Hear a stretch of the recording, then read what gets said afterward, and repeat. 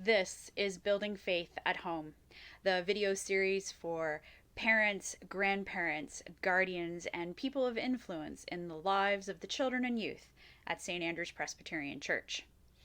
You can see on the table I have 3 items that all look very similar and serve a similar purpose, and yet I have a very different relationship with each and every one of them.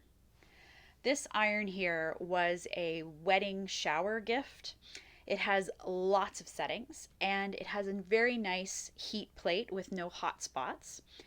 At least I think it does. You see, I don't use this iron very often. In fact, I only recently reunited with it when I found it under the bathroom sink, covered in dust, sitting beside a 16-year-old bottle of spray starch. We don't have the greatest relationship because I spend very little time ironing clothes with it. It's because usually when I start to iron something with this iron, it tends to look better before I started than it does when it's the final product. This iron here is an older iron. It belonged to my mom, and she used to use it when she was sewing. She would press seams and iron interfacing, and she would flatten patterns with it. At my house, this iron comes out of storage when we feel crafty, and it is specifically my perler bead iron. And you can see here that we've used it in the past to make some Star Wars art, some Valentine's Day art, and we even got crafty in the summer and made some refreshing watermelon art. One year, it even joined me on a field trip to the church and helped us out at a messy church in 2019.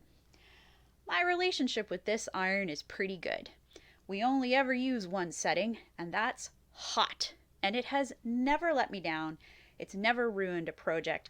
And while we don't work together that often, I always appreciate the results. This is my steamer, and it is my go-to wrinkle-free item. It's very easy to use. I fill the tank, I turn it on, and I wait for the lights at the back to tell me that it's ready.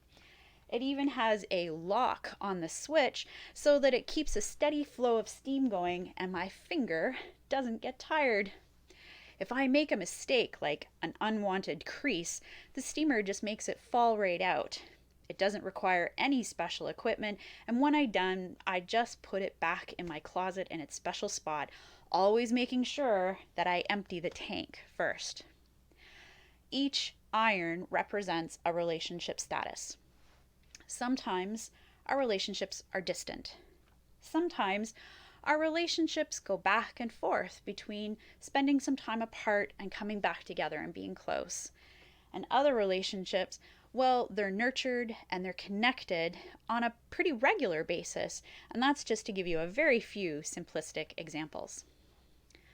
Building faith at home has lots of parts, and it is unique to your family.